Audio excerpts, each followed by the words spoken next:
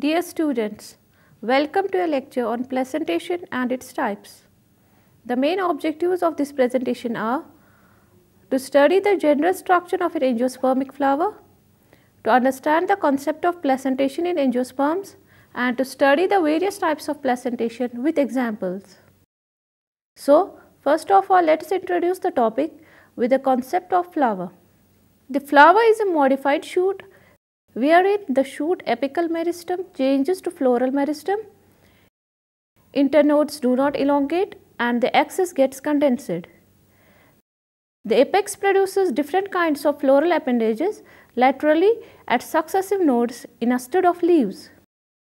When a shoot tip transforms into a flower, it is always solitary. The arrangement of flowers on the floral axis is termed as inflorescence. Depending on whether the apex gets converted into a flower or continues to grow, two major types of inflorescences are defined, which include racemose and cymose. In a racemose type of inflorescences, the main axis continues to grow, the flowers are borne laterally in an acropetal succession. In cymose type of inflorescence, the main axis terminates in a flower, hence is limited in growth. Here, the flowers are borne in a basipetal order. Now, the structure of the flower. The flower is the reproductive unit in the angiosperms and is meant for sexual reproduction. A typical flower has 4 different kinds of whorls arranged successively on the swollen end of the stalk or pedicel called thalamus or receptacle. Now, the parts of a flower. Each flower normally has 4 floral whorls, namely calyx, corolla, androecium and gynoecium. Calyx and corolla are accessory organs, while androecium and gynoecium are reproductive organs. First of all, calyx. The calyx is the outermost whorl of the flower and members are called sepals. Generally, sepals are green, leaf-like and protect the flower in bud stage. The calyx may be gamosepalous when sepals are united or polysepalous when they are free. Now, the corolla. Corolla is composed of petals. Petals are usually brightly colored to attract insects for pollination.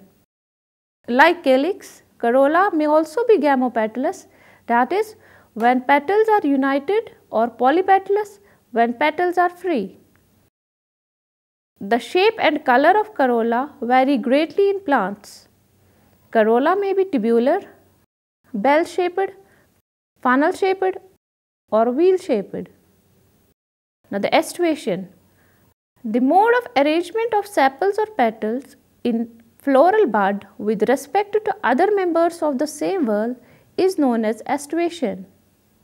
The main types of aestivation are valvate, twisted, imbricate and waxillary. When sepals or petals are in a whorl and just touch one another at the margin without overlapping, as in callotrops, it is said to be valvate. If one margin of the appendage overlaps that of the next one and so on, as in China rose, lady's finger and cotton, it is called twisted. If the margins of sepals or petals overlap one another but not in any particular direction, as in cassia and gulmohar, the aestivation is called imbricate. In pea and bean flowers, there are 5 petals. The largest, named as standard, overlaps the 2 lateral petals called as wings, which in turn overlap 2 smallest interior petals named as keel, and this type of aestivation is known as waxillary or papilionaceous. Now, the structure of the androecium. Androecium is composed of stamens. Each stamen, which represents the male reproductive organ, consists of a stalk or a filament and an anther. Each anther is usually bilobed and each lobe has 2 chambers called as the pollen sacs, where pollen grains are produced. A sterile stamen is called staminode. Stamens of flower may be united with other members such as petals or among themselves. When stamens are attached to the petals, they are epipetalous as in brinjal, or epiphyllous when attached to the perianth as in the flowers of lily. The stamen in a flower may either remain free, that is polyandrous, or may be united in varying degrees. The stamens may be united into one bunch or one bundle, that is monoadelphous condition, as in China rose, or two bundles, diadelphous condition, as in pea, or into more than two bundles, that is the polyadelphous condition, as in citrus. There may be a variation in the length of filaments within a flower, as in salvia and mustard. Now the gynoecium. Gynoecium is the female reproductive part of the flower and is made up of one or more carpels. A carpel consists of three parts, namely stigma, style and ovary. Ovary is the enlarged basal part on which lies the elongated tube, the style. The style connects the ovary to the stigma. The stigma is usually at the tip of the style and is the receptive surface for pollen grains. When more than one carpel is present, they may be free as in lotus and rose and are called apocarpus. They are termed as syncarpus when carpels are fused as in mustard and tomato. After fertilization, the ovules develop into seeds and the ovary matures into a fruit. In some flowers like lily, the calyx and corolla are not distinct and are termed as perianth. When a flower has both androecium and gynoecium, it is bisexual. A flower having either only stamens or only carpels is unisexual. As per symmetry, the flower may be actinomorphic having radial symmetry or zygomorphic with bilateral symmetry. When a flower can be divided into two equal radial halves in any radial plane passing through the center, it is said to be actinomorphic. For example, mustard, datura, chili. When it can be divided into two similar halves only in one particular vertical plane, it is zygomorphic. For example, pea, gulmohar, bean. A flower is asymmetric, that is irregular, if it cannot be divided into two similar halves by any vertical plane passing through the center as in canna. A flower may be trimerous, tetramerous or pentamerous when the floral appendages are in multiple of 3, 4 or 5 respectively. Flowers with bracts, that is reduced leaf found at the base of the pedicel, are called bracteate, and those without bracts are said to be ebracteate. Based on the position of calyx, corolla and androecium in respect of the ovary on thalamus, the flowers are described as hypogynous, perigynous and epigynous. In the hypogynous flower, the gynoecium occupies the highest position while the other parts are situated below it. The ovary in such flowers is said to be superior, for example, mustard, China rose and brinjal. If gynoecium is situated in the center and other parts of the flower are located on the rim of the thalamus almost at the same level, it is called perigynous. The ovary here is said to be half inferior, for example, plum, rose, peach. In epigynous flowers, the margin of thalamus grows upwards, enclosing the ovary completely and getting fused with it. The other parts of flower arise above the ovary. Hence, the ovary is said to be inferior as in flowers of guava and cucumber and the ray florets of sunflower. Now, the placentation. Each ovary bears one or more ovules attached to a flattened cushion-like placenta. Placenta, plural placentas or placentae in botany, is the surface of the carpel to which ovules are attached. The placenta is usually located in a region corresponding somewhat to the margins of a leaf, but is actually submarginal in position. In flowering plants, placentation occurs where the ovules are attached inside the ovary.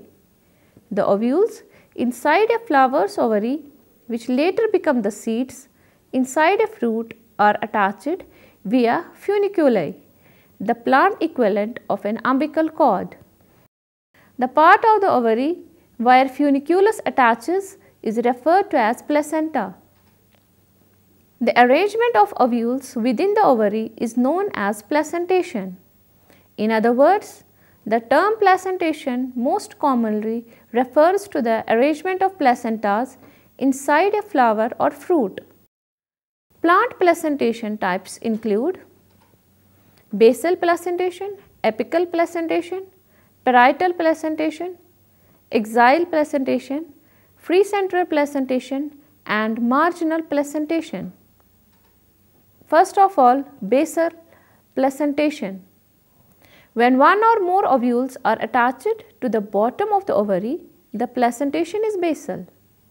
The ovary is unilocular and can be simple or compound.